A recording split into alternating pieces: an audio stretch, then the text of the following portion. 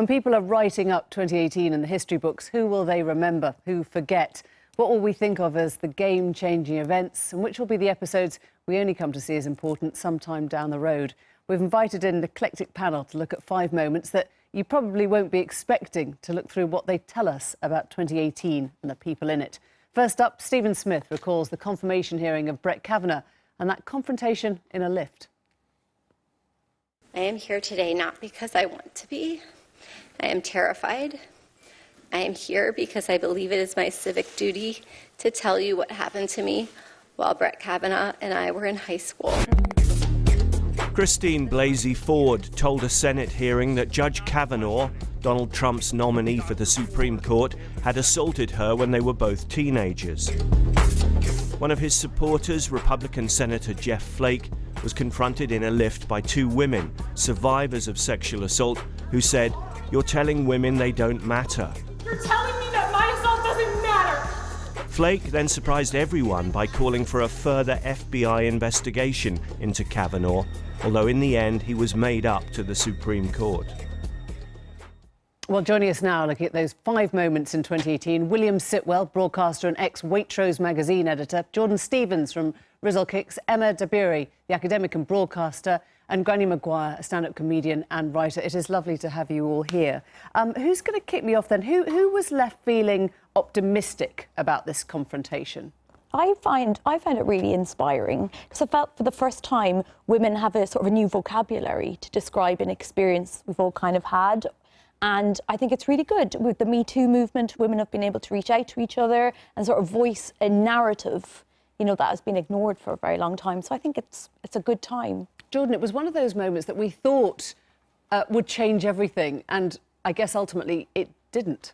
Yeah, it was frustrating. I think there was an opportunity for there to be just more honest discourse surrounding people's subjective experiences.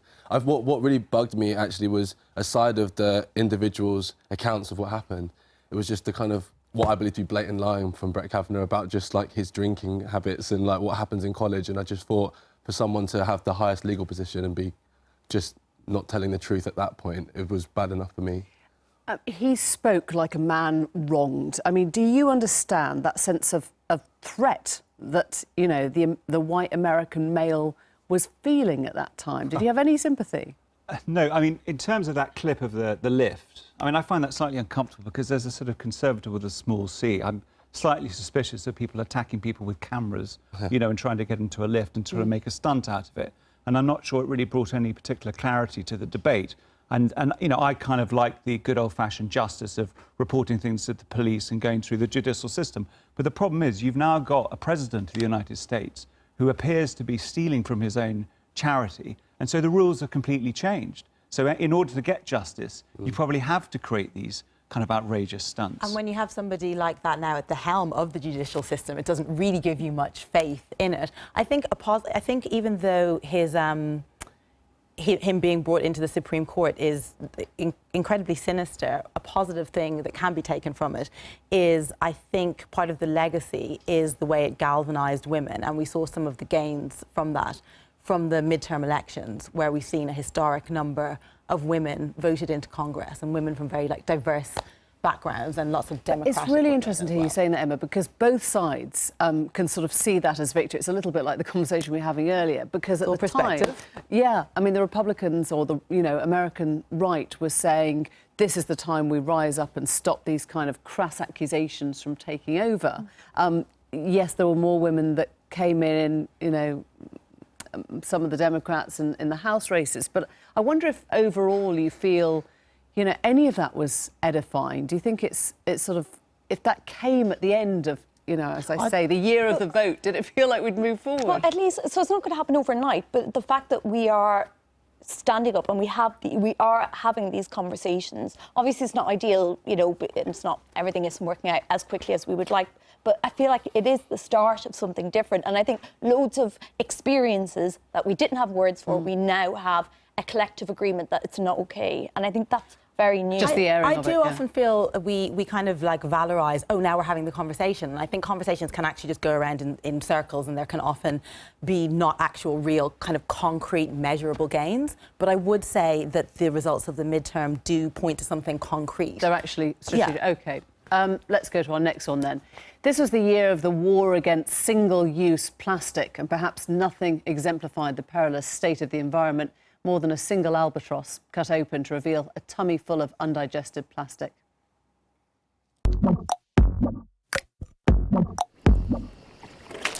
Oh, and look at that.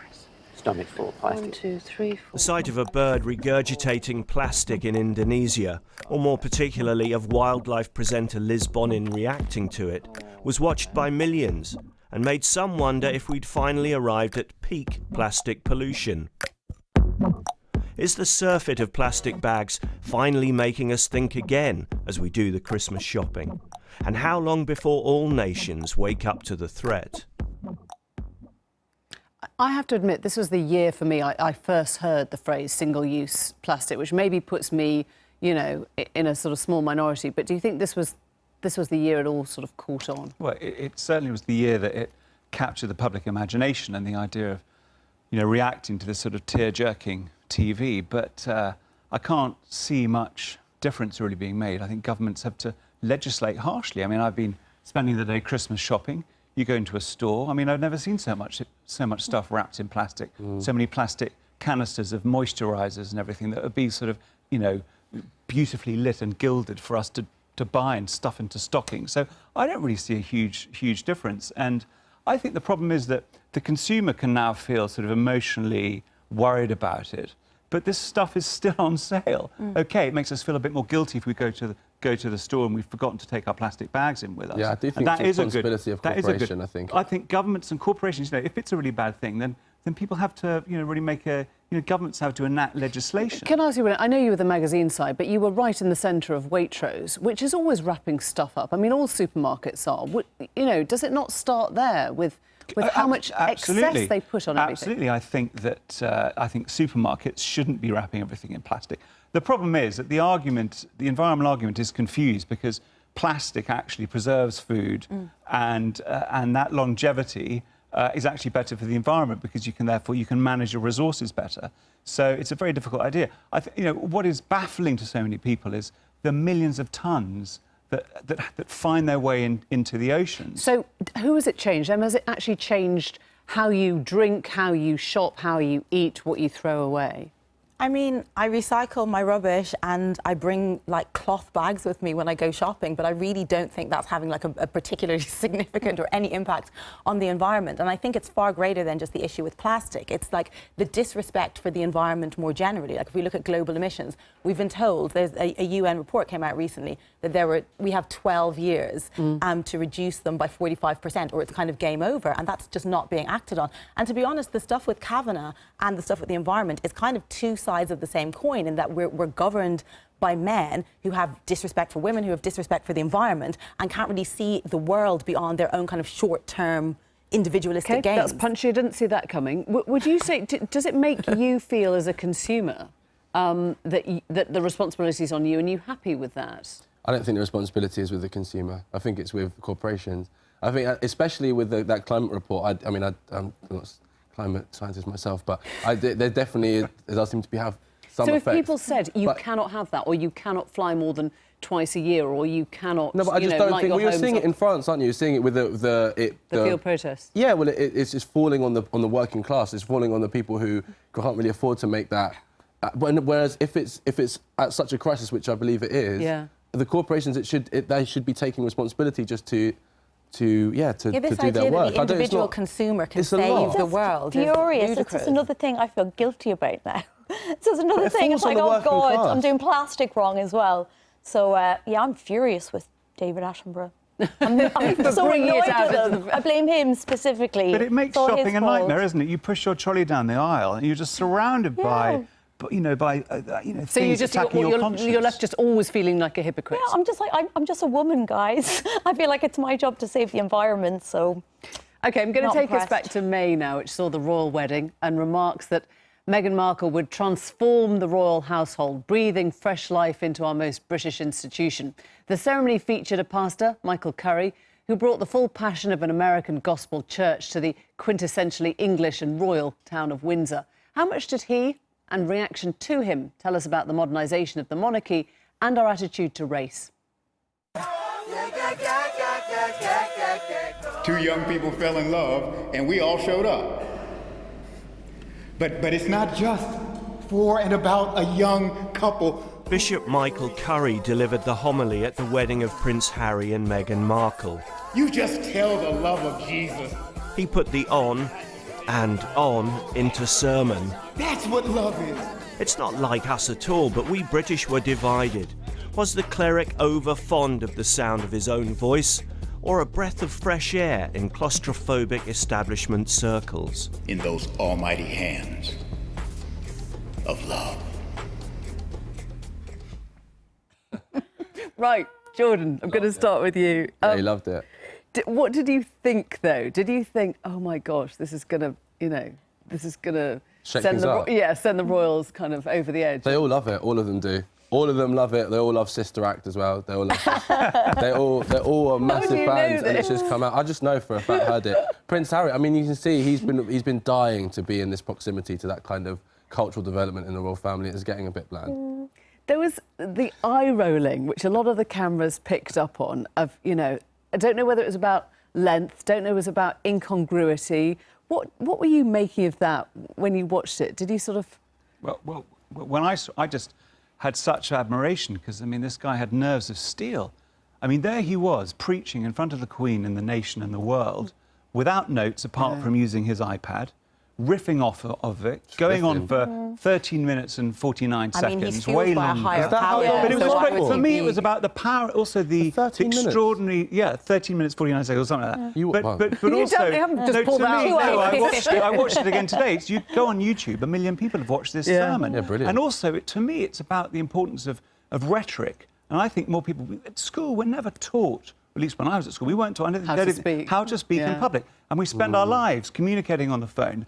Kids, adults, we have to pitch. We have to win people over. And this was an example of how you can riff off an idea of the power of redemptive love and so on, with these great lines which he delivered beautifully, with that wonderful sermonising of building and then quietening down. I just thought it was a beautiful piece of rhetoric. Whether it changes the royal family, Right. I've no Why would it idea. change the royal family? Well, my question is, 6 months later, do you now look at the sort of stuff that's coming out and say... Well, the Queen's rap album.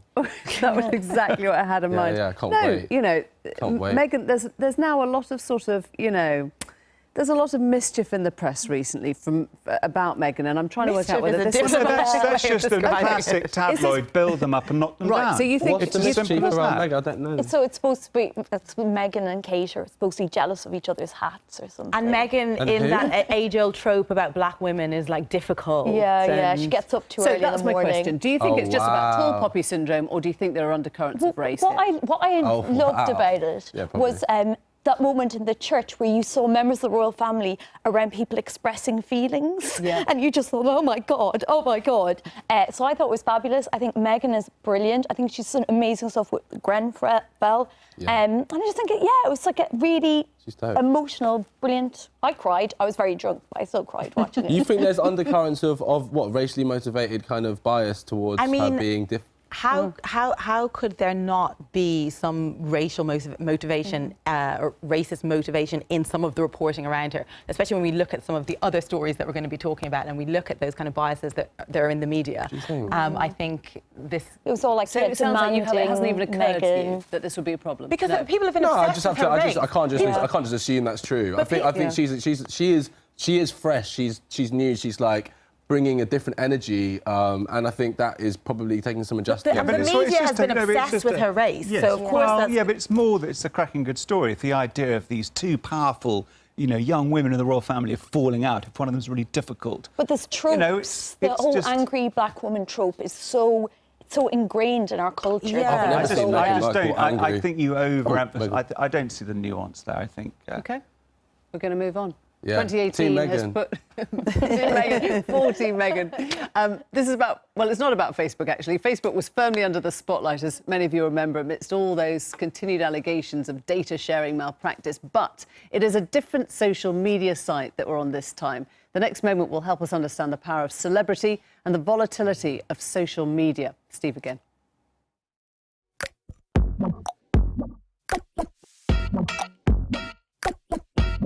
Reality star and entrepreneur Kylie Jenner put a crimp in the fortunes of social media outlet Snapchat with this insouciant tweet. So, does anyone else not open Snapchat anymore? Or is it just me? Ugh, this is so sad. Snapchat's stock market value plunged by $1.3 billion. It emphasised the symbiosis between celebrities and brands and the volatility that seems inherent in social media. It's the that I love. What does that tell us about the power of celebrity? But I just think social platforms sort of come and go. Facebook was cool about 5 years ago. Now it's the creepy thing that, stalks you. Do you? That's I thought it was all like... You're part of a decreasing minority. Really? Yeah. Or increasing one. What about this idea that, one person can put one tweet and it can wipe £1 billion off the value of a network? I mean, that is... I just wish she tweeted about plastic, then we'd overlap it. Yeah. Sort of Brexit. But you see, these corporations, they enslave themselves to the power of these influencers. Yeah, exactly. And then when they bite them on the bum, they kind of go hysterical. And I don't know whether to be incredibly impressed or unbelievably depressed They are by the power on of someone I've never hadn't heard of until this evening. I'm so envious of that. I mean, I don't like Snapchat. I think it's weird. My kids can see where all their friends are, and you can kind of follow them around the country. Wasn't Snapchat on its way out anyway, and this was kind of a death now? Because I don't think she could shut down Instagram or shut down Twitter by making a comment. But also, if she there made was a this robust comment. model, a robust business model would survive, whereas that was near the edge of the cliff anyway. I think. Well, no, but the point is there was a direct, correlation. But I think actually the real point here is whatever her tweets or her influence does have a big effect, and it's just a shame. It's frustrating almost that someone with that much power and influence can't tweet things that are maybe a little bit more potent. I think she was also cowed because 10 minutes after that post, she was on Snapchat. She put another one on, basically saying that she quite likes Snapchat.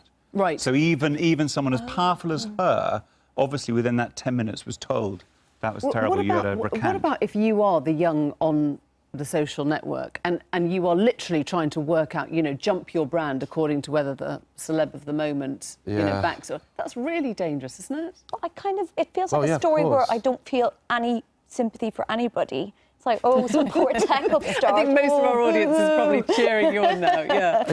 You just don't care. I don't care. Yeah, I don't think it is. It's like, it's a really, really kind of unfortunate aspect of humanity that I really hope does progress into something more human and connection-based and eye-to-eye contact and all that, I don't know, maybe I'm a...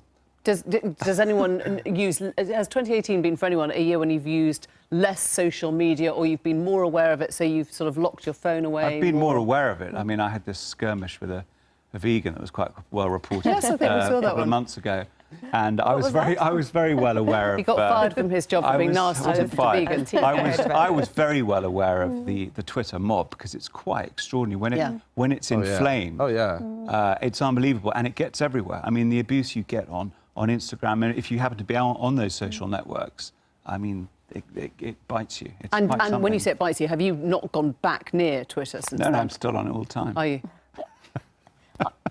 I was on Twitter, but then Gemma Collins says it's over now. So exactly. £1 billion gone. Right, last one then.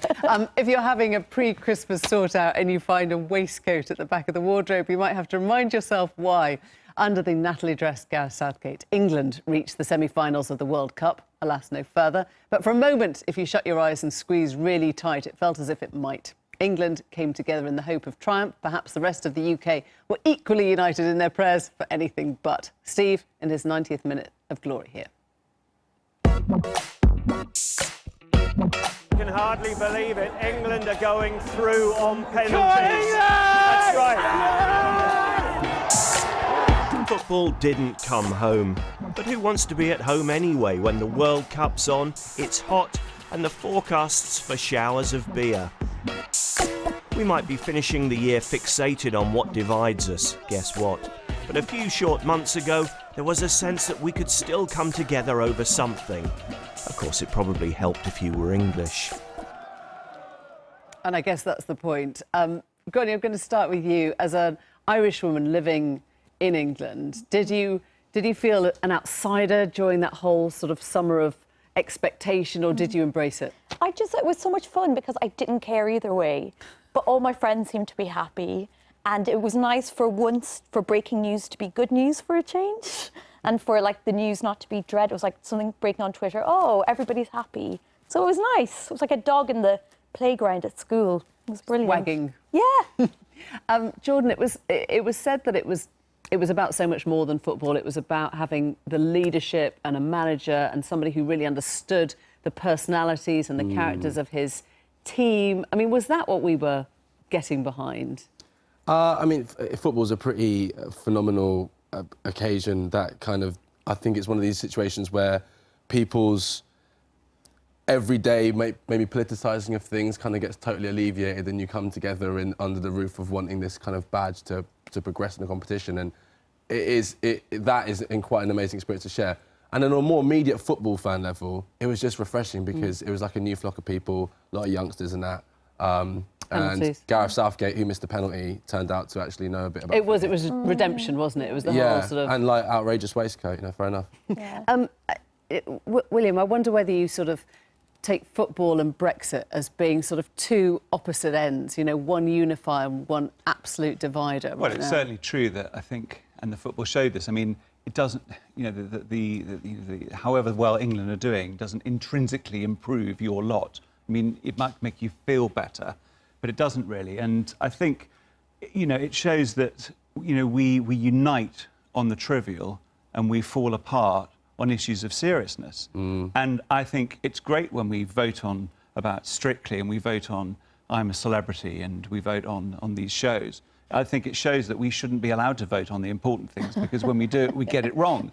Well, so, we should never be allowed to vote on the big... I think referenda, in my view, don't work on those big issues. We should leave it to the experts and we should focus on the trivial. Get Harry together Kane in the pub. to do Brexit. Well, yeah. Do you see... So that's the question. Is football trivial, or is it, you know, more than...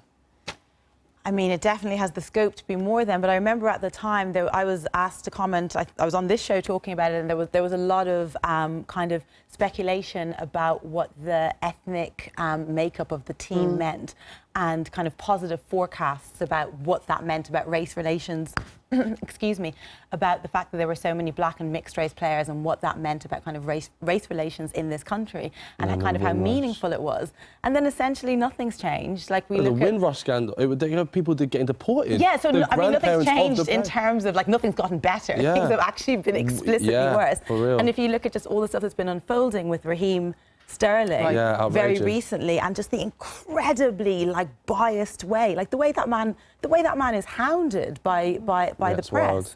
Do you think the exposure of it? I mean, what he said, he took it straight to the way he was reported, and others like in the press. Do you think this is, you know, as you would say, a sort of a clearing of the air? At least it's now getting talked about, it's getting coverage, or do you see it as no progress at all?